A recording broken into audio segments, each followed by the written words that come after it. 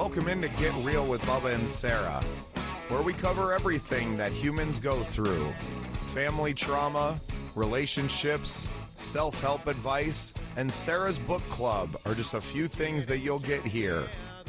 Enjoy the show.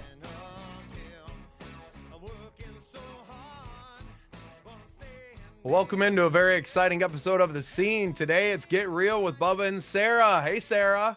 Hey, how's it going? How's everybody doing? Oh, we're all doing so well. This is a very special post-Christmas episode. I'm gonna Yeah, swap us around so I can look at your face and not my own on my computer screen. I I'm have a just chilling on my nice comfy couch with my comfy pillows and all the soft stuff after Christmas. So, how yeah, was your we Christmas? It was great. It was great. A lot of family time. We stayed here in Tyndall with Danielle's family. Her brother has two and another one on the way here, like in the next 2 weeks. So, Oh, wow. yeah, really exciting. The little girls are like 3 and 2, so they're that like awesome, perfect age, right, for Christmas. And our Mhm. kids are 8, 9, and 12, so they were busy building Legos and all kinds of fun stuff. And yeah, just a lot of time with family and the way it should be.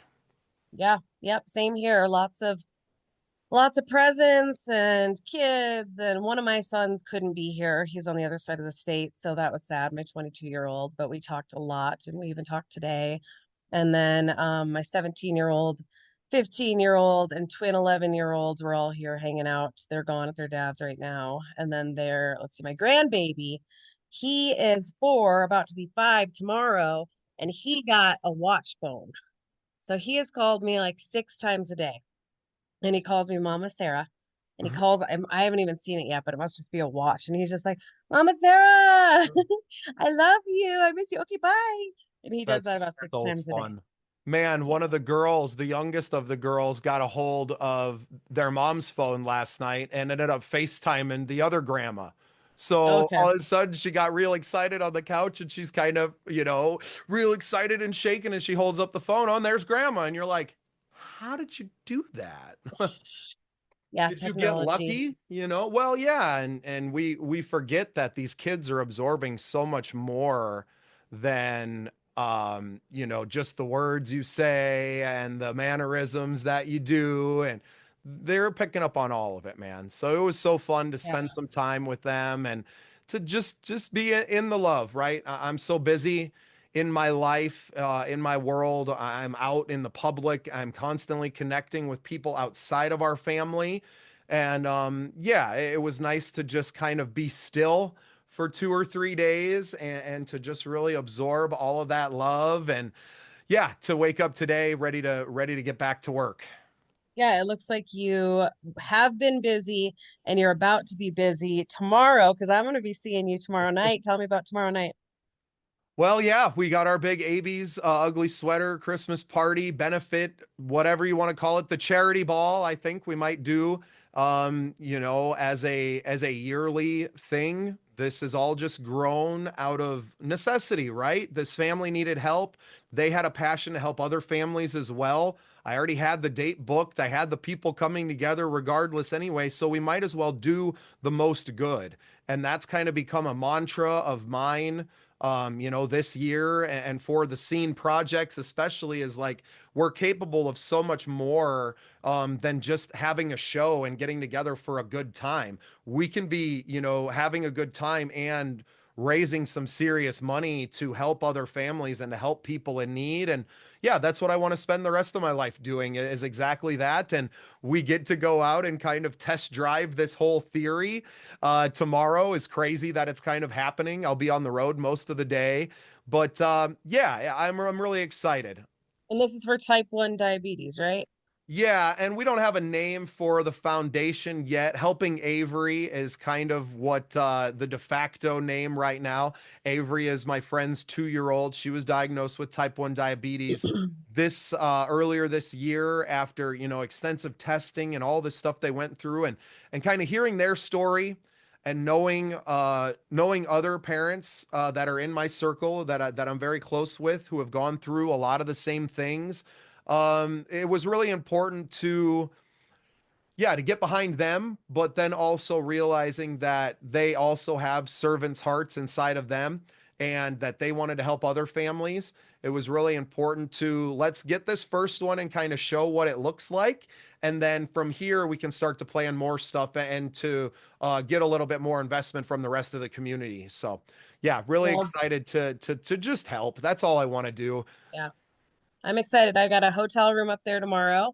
I also got Live Hospitality, who I love, and Watiki and La Quinta all involved to donate to this awesome event. And I'm also going to donate a social media consultation. So I like to do those. It's two different 40-minute Zoom if you want to do Zoom with me. And then we just go over your social media and how you can, do better at that for your work or for your whatever it is you want to do. So I'm going to donate that as well. Well, and I think that's something that both of us are so good at. We're able to look objectively at every situation. And I think that's why the show is becoming so popular with people is that we can both step outside of our lives and outside of ourselves and go, man, you fucked up. You know, and that gives people the confidence to work with us that when, we look at your business and we say, hey, this isn't quite right, or we can improve this or that, that it's not coming from a place where like we're judging you or that we're, looking down on you or trying to tell you that you did it wrong. No, It's we want just to that help. exactly. We just want to help you get to the place where things work better. Like, getting better together is something we stress on the show, right? Like, we just want to Yeah. grow. If we stop growing and we start to think that we know it all, then you're just dead in the water. I mean, Well, there's that's nothing the for thing. you. Is like helping other people with social media. I'm good at that. I can help people with that. And that's one of my good uses to do with my life and to help people. I didn't even want to hop on a Zoom today. I wanted to, but I didn't because I have my own struggles, just like some people struggle with social media. I struggle with social anxiety, and I recently took a medication. I think I told you one of these last episodes that the doc was medication happy, and I'm not putting them down because they are trying to help me with my anxiety and social anxiety. However, I tried it for 2 weeks and it just like put me through the roof. Insomnia. I was up at like 2:30 every single morning and like high energy, but my body was just exhausted. And then my brain just like a whole different, it turned everything around in my brain. And I didn't want to go out to any events at all, which is totally unlike me. I love doing those things. So now they told me to get off of that after 2 weeks. Now it's like day 5, and I'm still feeling the effects of it, withdrawals, just like light sensitivity, sound sensitivity. And I'm just like, through the holidays, all I wanted to do was be this amazing mom for my kids and an amazing girlfriend and go to all the things and go shopping and do this. And I did really well because I am hard on myself. However, going shopping was difficult. So I waited in the car every single time that my boyfriend went in and shopped. And he's just like, please come with me. And I said, no, I can't. I barely could go to an event, a fun family event last night, just because it was too many people. And that's what it's feeling like right now is just high, anxious, sensitivity, all that stuff. So getting real with Bubba and Sarah is this is the type of stuff I want to talk about because you'll see me out and about just like we see you doing all your stuff, Bubba. Behind the scenes, nobody knows exactly what you're mentally going through or how hard it is sometimes to step out and give and then also take in everybody's energy as well. And it's just, it can be exhausting. And then you take a medication, which I'm not against and I'm not for. I'm kind of in the middle of like the medication and prescription world. You got to do what you got to do. But I'm also for all natural. I have my med card. I'm all for trying that as well, whatever it is that you need. But what I've noticed with prescription meds is if you take one, then you got to take another, and then you got to take another, and then everything. So then on top of that, I'm prescribed lorazepam, clonazepam, and Xanax, all And benzodiazepines, and, all and three different kinds. that's the crazy part about it, right? That's the Yeah. linear the way that medicine is looked at, right? Is that, oh, well, this is for this little problem and this is for this little problem and this is for this little problem. And it's like, well, yeah, but all of these things could be part of the same problem, right? And a Yes. holistic healing is that way. It's the circle, right? Is that everything you do has an effect on the other things, and Yes. you can't just pill pop your way to It happiness. It sucks. doesn't Yeah, work like because that. then what else happens is, and this is just my take. Like I said, I don't put anybody down for what they choose to do to make them healthier. But for me right now, I started taking this prescription med called Vraylar, and it's brand new, and it's $1,500 a month. No joke. Okay, but I got help That's with twice that. as much as my mortgage. Yes, but she said, try this. This could be a game changer for your anxiety because anxiety and depression go hand in hand, if you know that. So even though I might not feel like I'm depressed, I could be. So she just prescribes me this medication, which I read about it, and it's for psychosis, bipolar, and schizophrenia. And I have never been diagnosed with any of those. Okay. But I figured maybe she knows what she's talking about. So I try it for 2 weeks. Then the anxiety is like all time up high here. So then I'm taking Xanax. Okay, the Xanax doesn't seem to help. So the next day I'm taking clonazepam.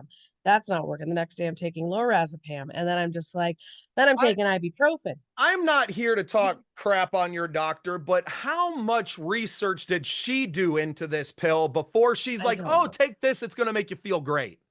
I don't know. And that's what the hard part is that's why I don't Come want to put down on, any man. doctor because I Yeah. do need a doctor. I do need a doctor and I Yeah. do need Has therapy and she I do need ever these things. recommended exercise, more sunlight, more like, Well, or is she I've I've been seeing prescribing these her things? I've been seeing her for a good, let's say 3 years, and I'm going to tell you straight out, I have my ups and downs. So when I am getting more sunlight in the summertime, when I am doing yoga, when I am grounding myself more, when I'm doing all of those things, I am mentally doing better.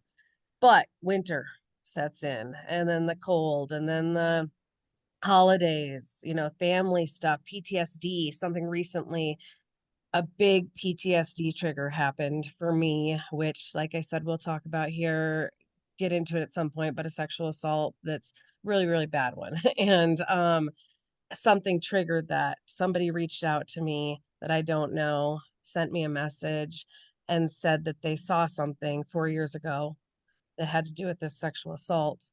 And it triggered me and I didn't even know it. Like I just was like, what the hell? This is terrifying. And then I forgot about it for the weekend. And then I drank a lot. I drank a lot all weekend at night, not morning, but all night, every night. And I was crying and I was sad. And this was about a month ago and I couldn't figure out what was going on. And then I talked to this doctor, and she's like, "That's your PTSD. Like, this is what PTSD does." And so then it just kind of was like this roller coaster of events of, okay, maybe this will help with the depression lately. Maybe this will help with the PTSD. Maybe, but maybe it won't. And if it doesn't, let's put you on a new drug. And that's going to be Zoloft. And that just came in the mail. And now it's like, okay, now we want you to try Zoloft. I'm still trying to get through withdrawals of this last 2 week medication. So I'm like, I don't want to try anything. Is this a therapist? Are you talking about this? That she's like, this is your PTSD. Now No, let's dig she is into a this and straight let's up, do this. Like, or is she's it a just, straight up here's the name psychiatrist. of what you have and here's the pill that's going to fix you? So she's the psychiatrist that I have to see to be able to get a benzodiazepine. I have been just prescribed those. I can't say described. I have been prescribed those for ever since my divorce, honestly. So about 7 years ago, I've been taking slow doses, but now high doses with this medication that I was just doing. And I am And talking that's with the a alprazolam. That's the so there's Valium, right. right? Yeah. And then I have prescriptions for the other ones to figure out which one that I want to do. I am starting a new therapist tomorrow over the phone, and I'm really nervous about this, and I'm going to tell you why. I had a therapist, okay, that I saw for a good 4 or 5 years. She knew every single one of my stories in Spearfish, every single thing that, bad, sad, all of this stuff. And one day she calls me up. She says, Sarah, I can't be your therapist anymore because I'm friends with some of your friends, some of your ex-friends, we'll say, some of your ex-friends. She said, I can't be your therapist anymore. And I'm gonna 100% say she abandoned me. Okay. And I have major abandonment issues. So when that happened, I was like, are you freaking kidding me? You just abandoned a girl with abandonment issues. And so I have not seen a therapist since. I've not wanted to. So tomorrow Well, I how start a could new you? one. I How know. could you? It's like going and trying to find a new lover after you've been burned time and time again, right? Like Exactly. That's how you, I felt. And I still can't get over that. And I will not name names, nothing. I'm just going to say this is a small area. You know everybody around here. We all right. know everybody. So to abandon somebody who has told you their life stories and all of this stuff that's traumatic, and then to Hasn't say, she "Oh, been, I can't do it." wasn't she friends with those people before? Like all of a sudden after 5 years, now you've come to No, find out it was like, new. It was a new friendship, and I then as get a that professional, sort of. if you know that, then you can leave your friendships. You don't abandon your client. I know. Well, What a even like terrible person. that's what I'm saying is like I she God could have awful even said, person. "Hey, let me recommend somebody else for you, something." But ever since then, now this has been Good a luck. good, yeah, this has been 3 years now, and I'm just like, are you kidding me? And so to And start in a which new case, the last therapist. 3 years, you've been visiting the psychiatrist, I bet, a lot So more now and I've been getting a whole visiting the list of frick. psychiatrist.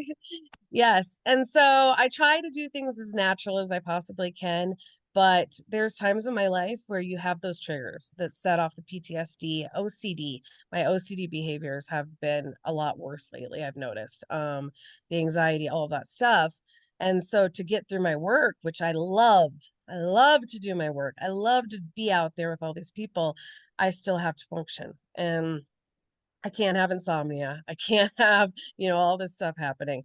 So I'm trying to get that all figured out right now, but I'll start my therapist tomorrow on the phone. I'm super, of course, nervous because who wants to get on the phone with a brand new person or even in person or a Zoom or anything and say, hi? Because the first hour that you spend that money on, I know because I've been doing this for many years, is hey, who are you? What's your name? How old are you? How many kids you got? Blah, blah. Okay, let's talk in 2 weeks from now or a month from now. And Right. then we're going to start all over again. Then the next episode is, hey, how are you? Okay, how was Christmas? How was this?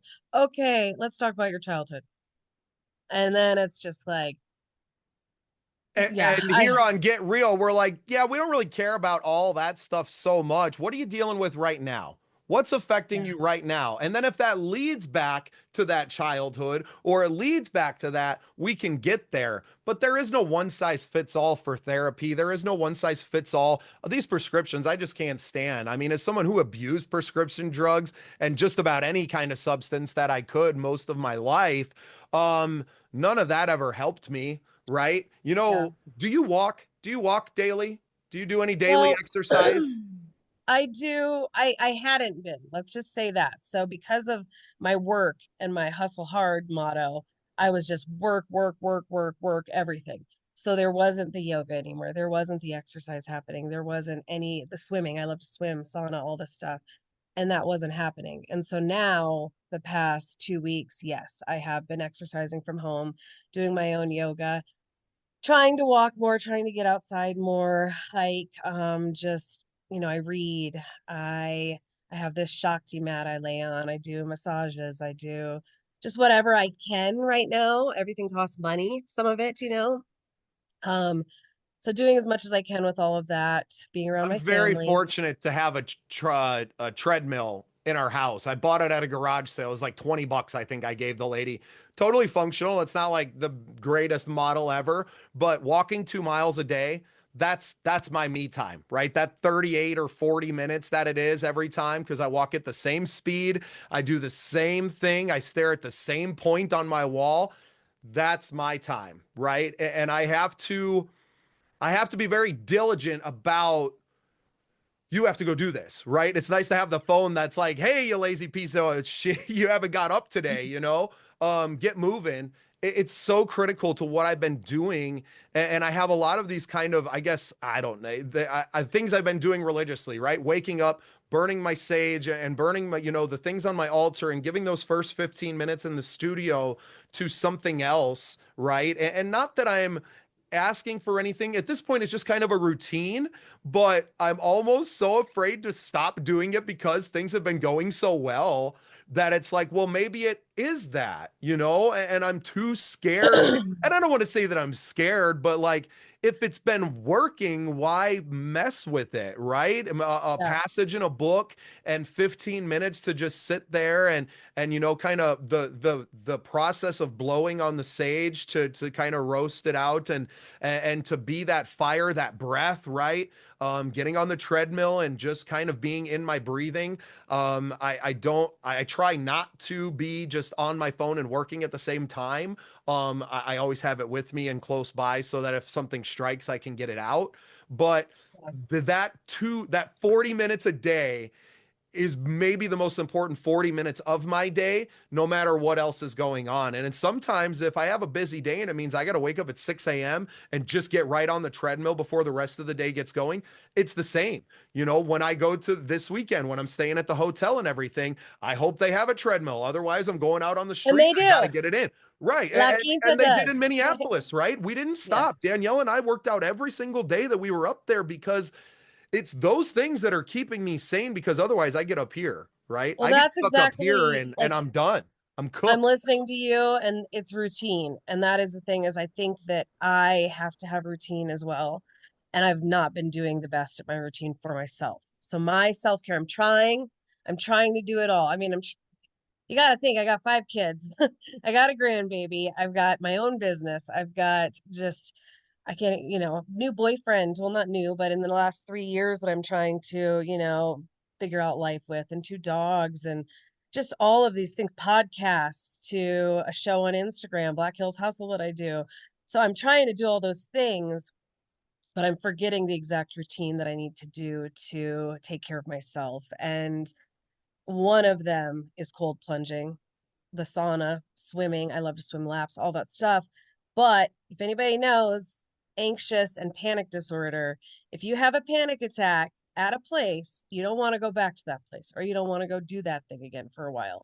So recently I was at the rec center that I love in Deadwood, swimming, saunaing, got in the sauna, wasn't feeling very good. My blood pressure freaking spiked and got out. Ended up the ambulance came for me. It was so embarrassing. I'm laying there for an hour. I couldn't even move. They had to pick me up, put me in the stretcher, which I should be able to walk into the car and get myself to the doctor, but instead I couldn't that day. And my blood pressure was just so high. Was this while you were Oh, taking the new medication? no, nope. So this was before also. This was around PTSD time and all that stuff happening, triggering. And so I went to the ambulance, went to the hospital, my blood pressure, they took care of that, gave me some potassium. This was the day of my launch party, my big hustle hard launch party. And I still had to make it to that night, which was hard, but I did it. And so that kind of setting it all off, now I don't want to go to the rec center because of it. I love swimming. I love, the sauna, but I'm afraid to get in the sauna because I don't want to go to the hospital. I'm afraid to go swimming because I haven't seen those people since any of that happened. And so the cold plunging today is not bad. I mean, I could go cold plunging today, but 20-degree weather in the Black Hills with ice all around the water. It's not so much fun in the creek. Well, it's not it's, supposed to be fun. It's it's supposed to be cold. hard. It's supposed Yeah. to be hard because then it makes the rest of the BS that we deal with look easy, right? Yeah. If you wake up every day and you go climb inside of barely above freezing water, nothing else in your day is going to come close to how much that sucked, So maybe right? that's what I just need to go do again is hop You in the need water you need to do because stuff that sucks more than your life does. Like, and if your yeah, life sucks, then you got to do some really sucky stuff to break that. I know. It, But I keep it's having this fear. Let me tell you this fear that I have. I have this fear that I'm going to go by myself.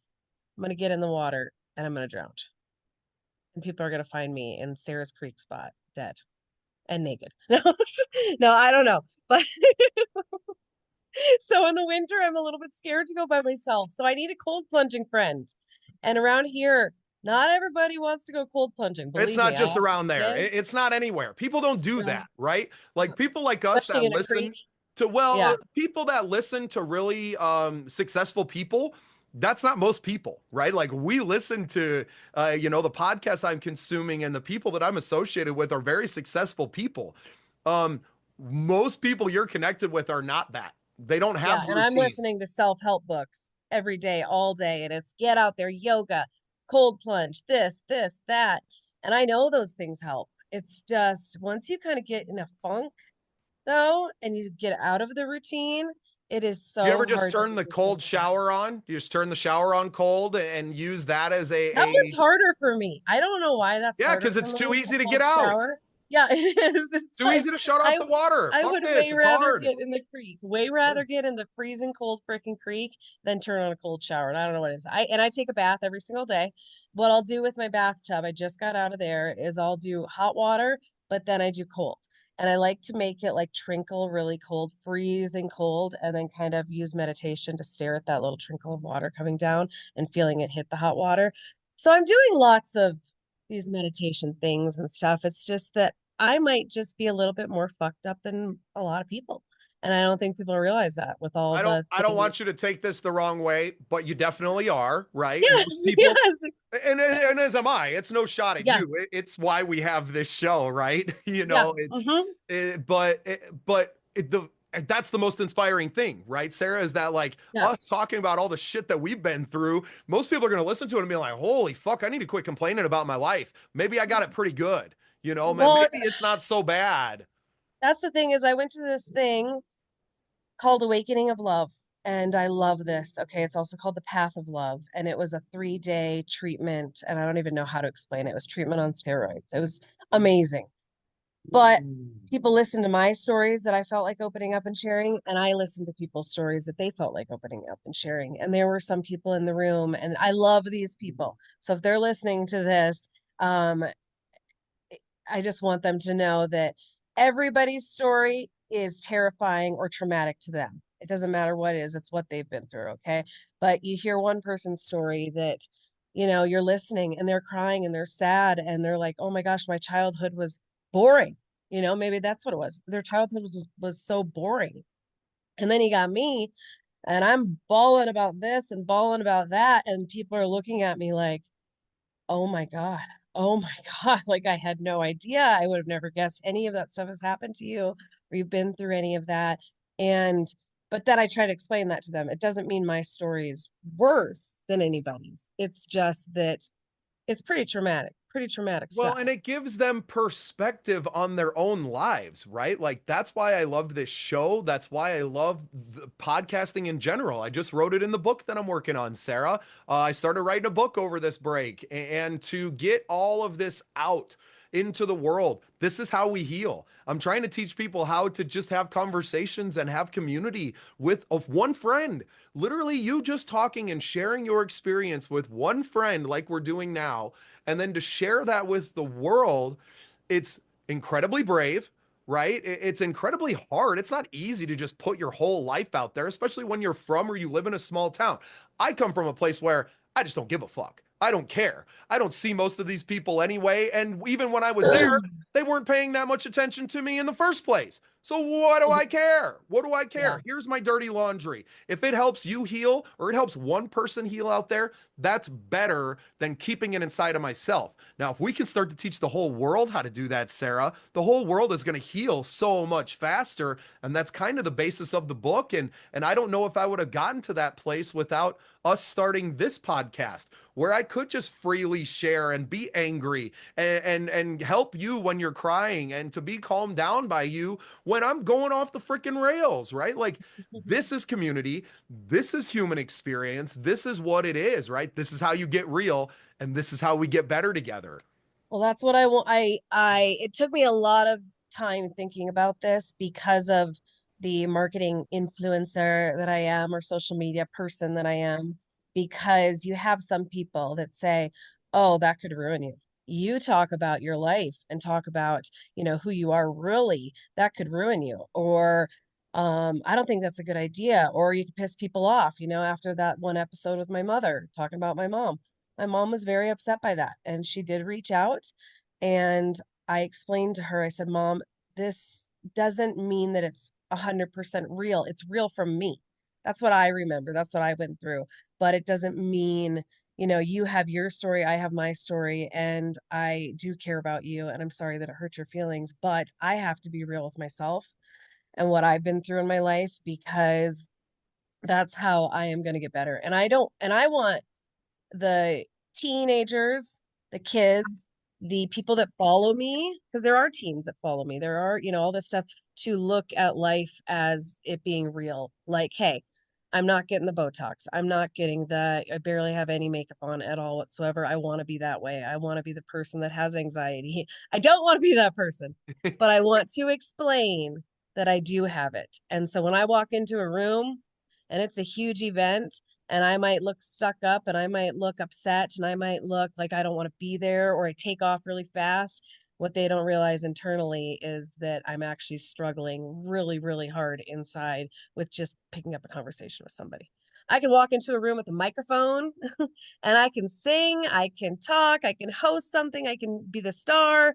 But for me to walk up to somebody and start a conversation with somebody is like, so I'd Well, rather just, and at some point it's part of who we are too, where we're just not superficial people. And to enter into superficial conversations with people for several hours at an event or something, it's draining. I just it's don't. oh, so much. Yeah, I just don't. It doesn't interest me, right? Yeah. And that's why I've definitely in the last few weeks where I want to be on that stage, right? Speaking engagements and doing this, delivering this message on a bigger scale, because that's where I'm the most useful. I'm the most useful to you broadcasting my message and doing this rather than just delivering it on a one-to-one basis, because I'm not even going to engage in a superficial conversation with you. Most of my conversations are one-sided anyway. I'm coming Yeah. up to you and I'm delivering the message anyway, right? So why waste both of our times? I would rather just do it in these larger settings, and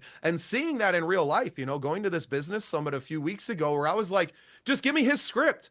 Just I can go sell what he's selling. It's the same message that I've been saying, is that, this podcast thing is the wave of the future. And he's not talking about it the way that we're talking about it, where we're talking about healing people and healing ourselves, but that this is how messages are delivered, right?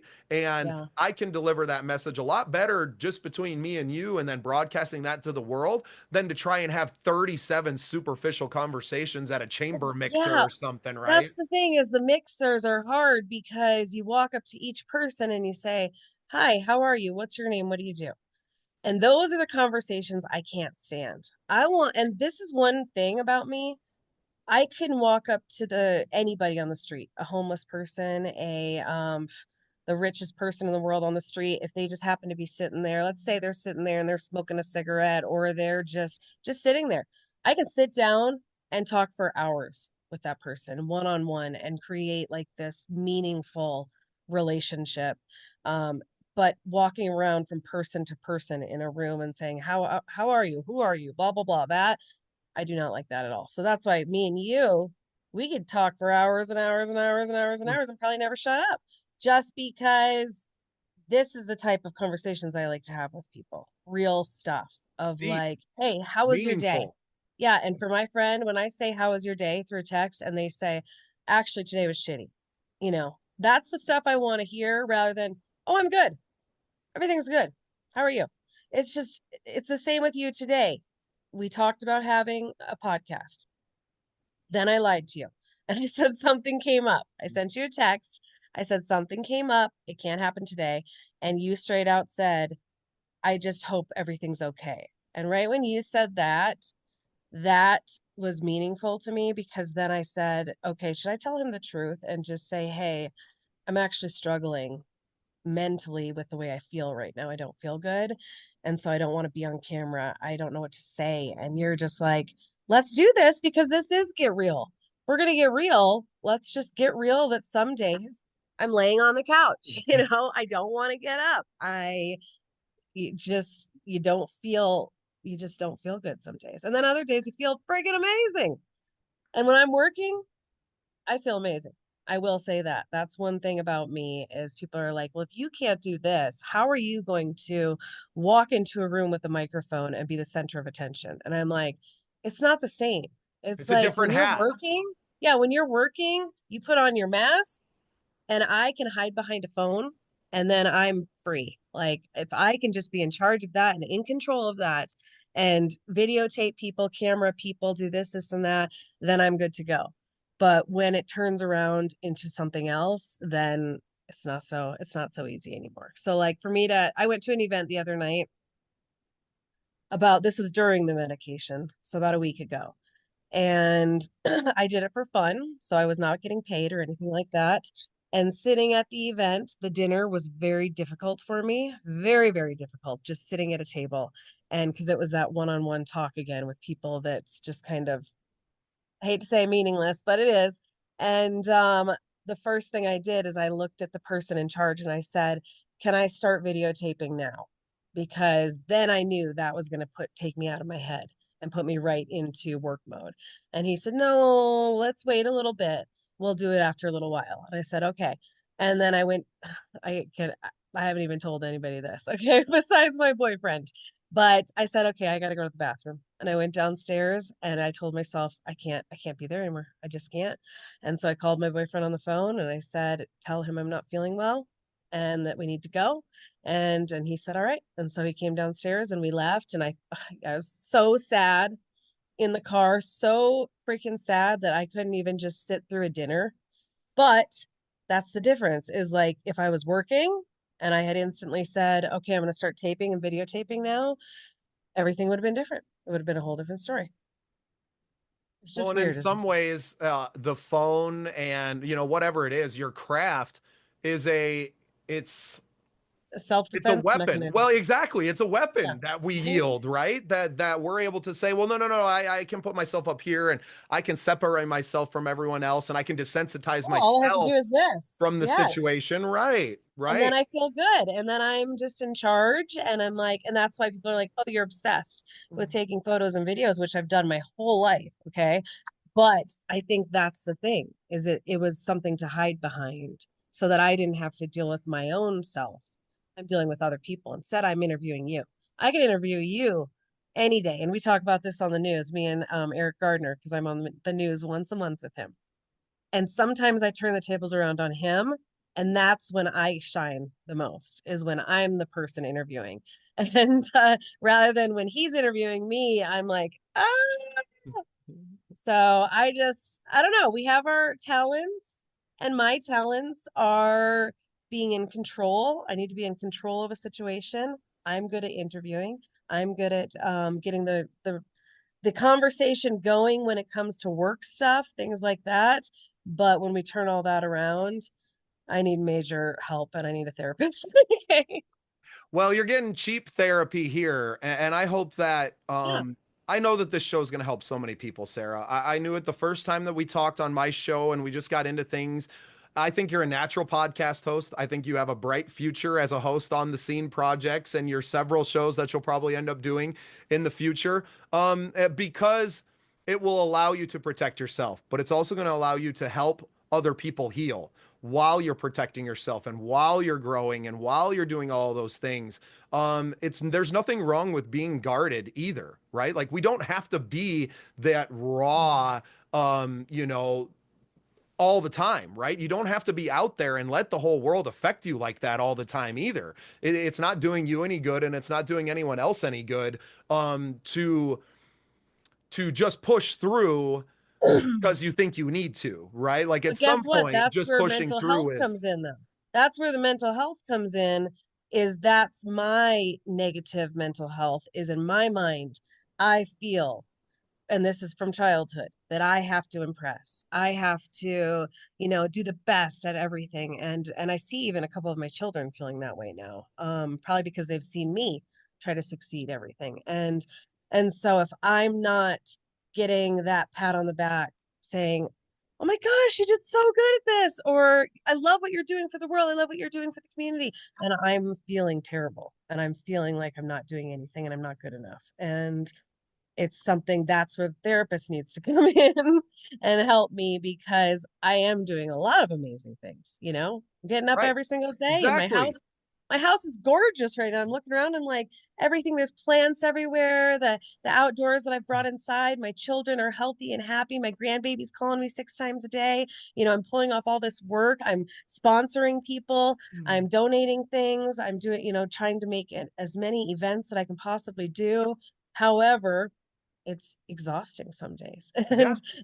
Well, When and you're that's getting where insomnia, right. it's Well, not and good. that's got to kill you. And that's why I'm never a proponent of those prescription, or Yeah, really, I mean, really any substances. I quit drinking because it wasn't making me a very good person, right? yeah, I couldn't do it. I had to make the conscious decision like, no, you can't do this anymore, right? Like it's not helping you in any way, shape, or form. And it's actually killing you in every way, shape, and form. So there's decisions that you have to make for yourself. And sometimes that might be taking a medication, or it might be leaving a medication behind. Maybe it's yeah. picking up something new. Maybe it's just embracing Maybe that. it's medical marijuana, I or maybe it's not. exactly. Maybe Um, it's walking, I think it exercising. starts exact, and I think it starts with embracing the I am. I am a good father. I am a good mother. I am a good husband or girlfriend. I am those things. Not I'm trying to be that. I am and living in that. So you can wake up every day and go winning. We are winning. Charlie Sheen said it best, right? You're winning every day. Look at your house. Look at your beautiful children. Like you've raised children now to fruition. They're adults. They're Well, having and their own twins babies. too. Yeah. That's where I'm like, I And mean, the fact that I had twin babies, and you should have seen me then. I was 105 pounds. Okay, right now I'm 135 pounds. 105 pounds, my hair falling out because I'm breastfeeding these twin babies. And like, they're literally I sucking the life out of you. yeah, sucking the life. That's what I said. They were sucking the life out of me. That's what I said every single day. And I loved my babies and I still love them. They're 11 now. But I didn't really have a lot of help. My husband was working all the time. I was at home. I was exhausted. And so to look back at that, I forget about that. Like I made it through that. To look back that I was a smoker since I was 11 years old. That's my twins' age right now. I was a cigarette smoker in the house since I was 11 years old. Okay. And to think that I quit that 8 years ago or 9 years ago, something like that, something that I did every single day, one of the hardest things I've ever done in my life, I forget that. Yeah, So I'm just like hard on myself all the time. But right. then it's like, wait a minute, girl, you did this, you did that, You your just kids need to are, remember. You just need to yes, remember how I much got of to a retrain the badass you are brain every day. You need a list of your accomplishments on the in wall to front look of me. at every day. Yeah. You Maybe wake that's up what I and should it's get a like, tattoo of. look at all Is this like stuff. twins tattoos all over me that say that rather than like lips and starfishes and stuff. Eh, Just like words of encouragement, because that is one thing that I have been sucking at lately. And I will straight out say is I wake up and my brain has been, what's wrong? Okay, my house, the dishes aren't done right now. My kids, I haven't spent enough time with them. I work, oh my gosh, I didn't schedule this week, something. It's just like rather than the gratitude and the gratefulness, which I try to focus on, but I haven't been good at.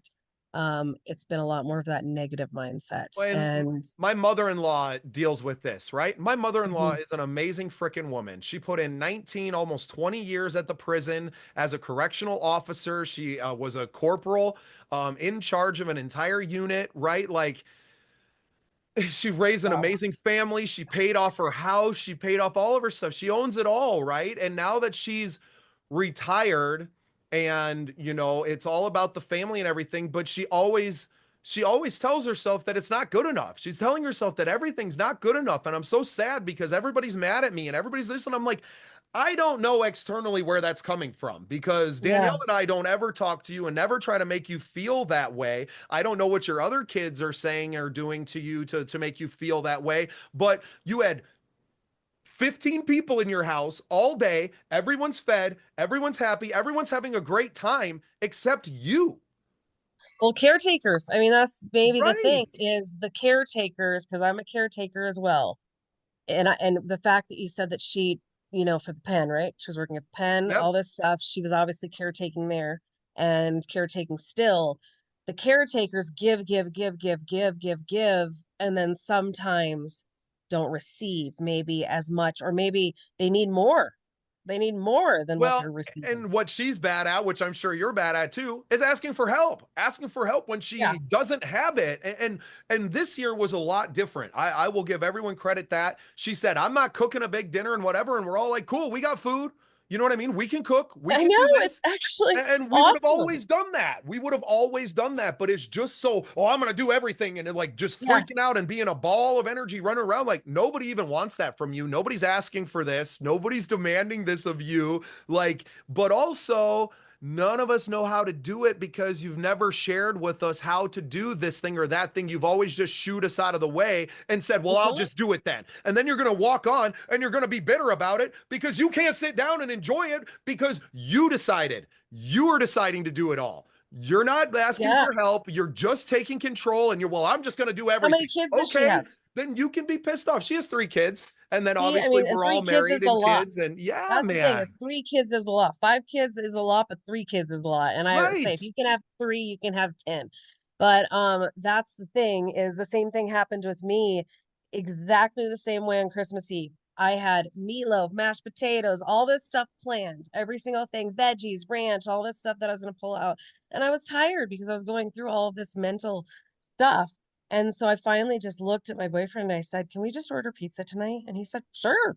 And then I told the kids, and they were like, "Sure, we'd love Yeah. Hell pizza." yeah. And Fucking I love called up a pizza. friend of mine. This is the other thing. I've called up a friend of mine, Outlaw Tacos Pizza and Beer here in Lead, and I'm gonna call him out because he's awesome. His name is Paul, and he knows the things that I struggle with. He will deliver for me anytime I ask. Okay. He'll deliver anything I need just because he knows that I struggle sometimes with going out and shopping and doing all that stuff. And so I called him up. He's like, "For you? Yep, we'll deliver for you. Yep, and don't even worry about paying me." And I was like, "Paul, nope, Sarah, don't even worry about it." So then, of course, we tip well and all of that. But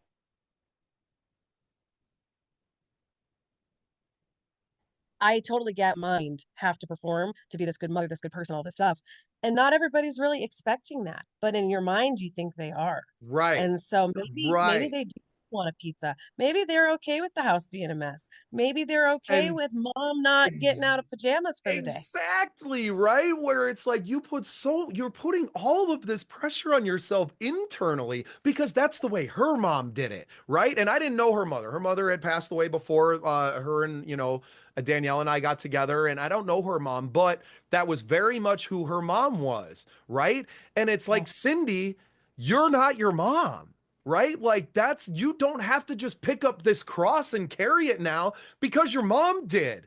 You're not your mom. You're your own person. And who you are is a lot more fun than who we get to see every Christmas time because you wrap yourself up in freaking knots so damn tight that you can't relax and nobody can say anything to you and nobody can have fun with you because you're so on edge that you just snap at everybody and everything becomes not fun because inside of you, you are not having fun, right? Inside of you, you have created this story that everybody wants this and wants that from you, when in reality, nothing could be farther from the truth. Nobody is putting that pressure on you externally. And I had this conversation with her in the car on her way home from her aunt. She had an aunt, never had children. Her husband just passed away earlier this year, right? So now this aunt is putting all of everything onto her. She calls her 3 times a day, and I need this and I need this. And it's like, look, it is not your responsibility to take care of this woman, right? Yeah. It is, she decided that she wasn't going to have children. She decided it was going to be her and her husband, and that's the life that they were going to build. And now she's dealing with the repercussions of those actions. You don't all of a sudden have to be her everything when you were never her everything, ever, Yeah. ever. You have your own life. You have your own husband. You have your own children, grandchildren now that need you. And because you are allowing this woman to walk all over you because you don't want to upset her, that's fucked up. You're taking something away from all of us now because she's demanding more and more and more of you. And you don't either have the balls or whatever to stand up to her and say, hey, no, no, I'm not doing that for you. And this Christmas she kind of did. Well, that's Where good. she wanted to come over and to spend time with the family, but she just tested positive for COVID a few weeks ago. And because Cindy doesn't want, my mother-in-law doesn't want to ruffle any feathers. We have a very pregnant, sister-in-law in the house. We have other kids and other people and feelings involved, that she had to tell her aunt that, I kind of prefer if you don't, but I'll bring you supper and all these things.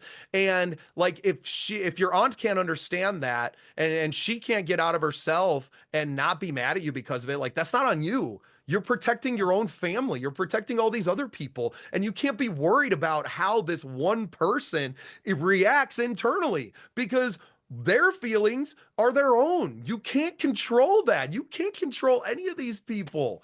Like, It's stop hard. thinking that you can make everyone happy. You fucking don't make you You happy. can't. And by making you happy, right, you're going to make everyone else happy because you're going to radiate that joy again, right? It's nothing from the outside that is making us happy. It wasn't the food that we ate, it wasn't any of that. It was the fact that we were all together and got to enjoy some beautiful moments with each other for just, a few hours of Yeah. one day. Like, Well, it doesn't that's the deserve thing all the is pressure.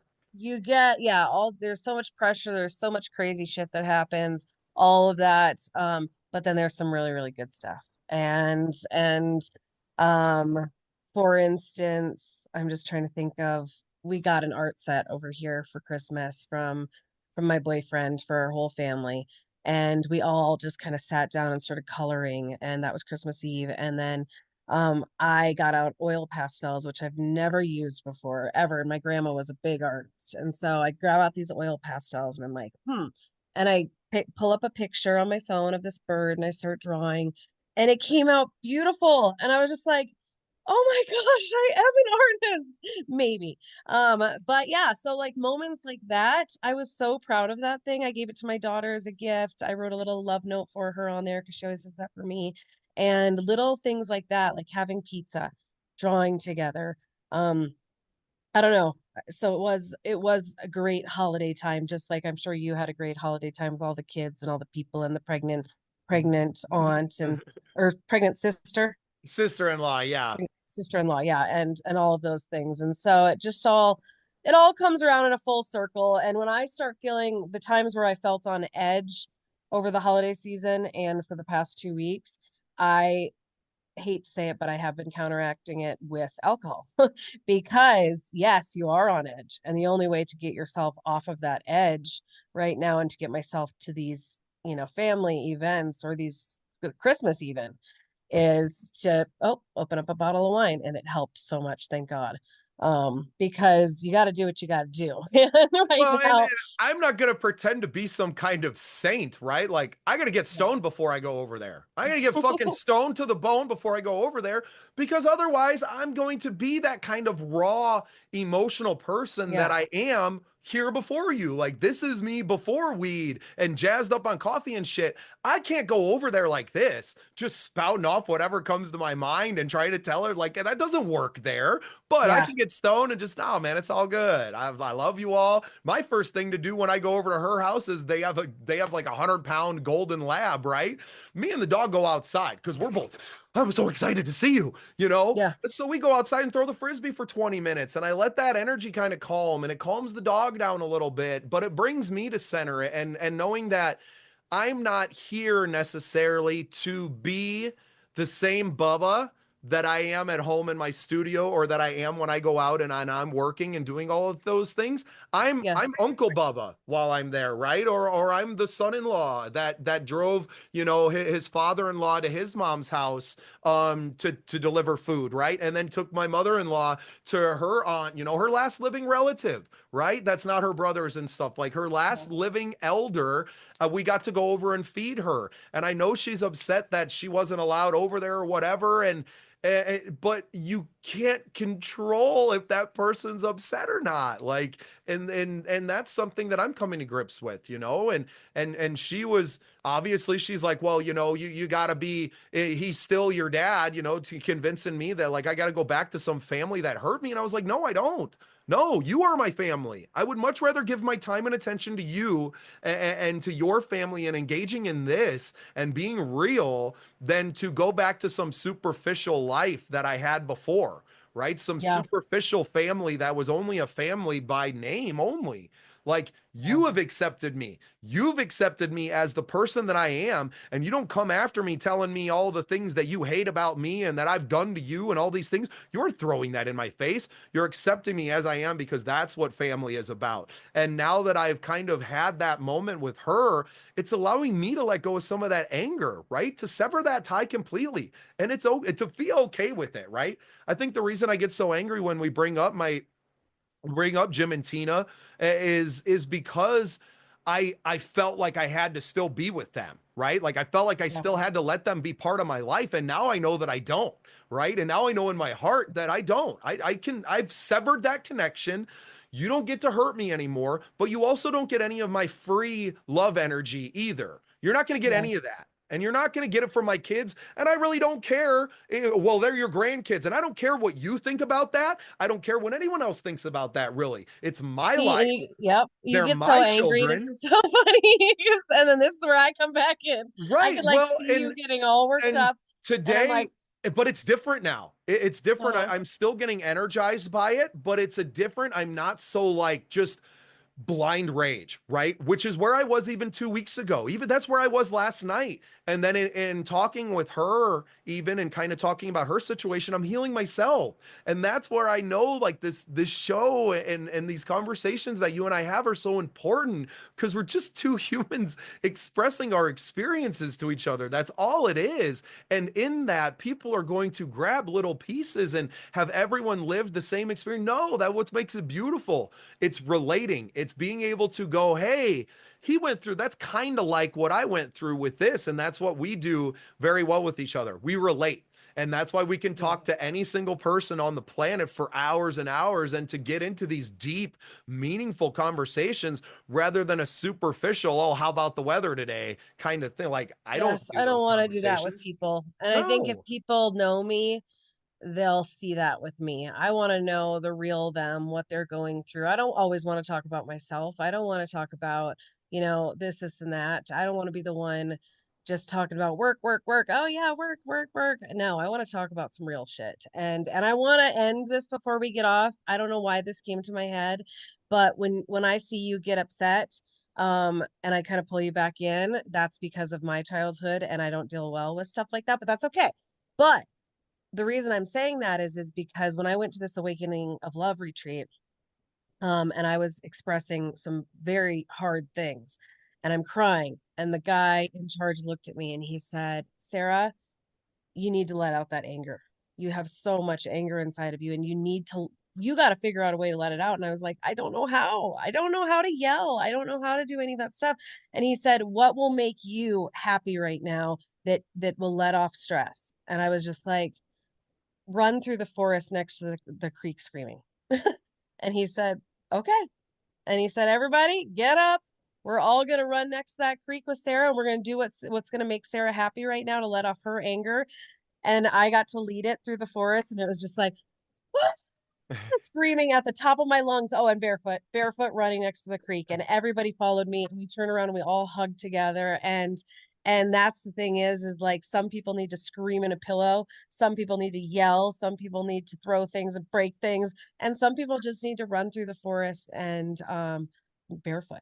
And And that's what maybe that's what I need. I got a free day on Saturday. Maybe we could go do a cold plunge oh my together and we god, can scream through the woods and I can let it do all that. out and we can reset and we can keep growing. That's what this show is about. That's what life is about. That's what the book I'm writing is about. Like a lot of the things that we're talking about and that we're unlocking in these conversations are going into this book because that's where the real healing is happening. And it's such a beautiful thing we got going, Sarah. And I'm Yes, so let's looking do that. forward to getting to work with you again tomorrow.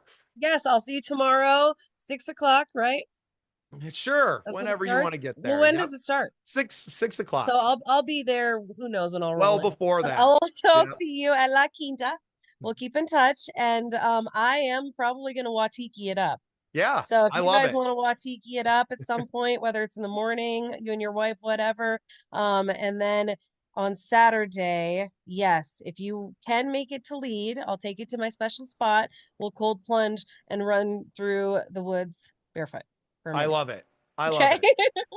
All right. Thank you for everything. Thank you, Sarah, and thanks everyone for listening. We love you guys. Yep. Bye, everybody.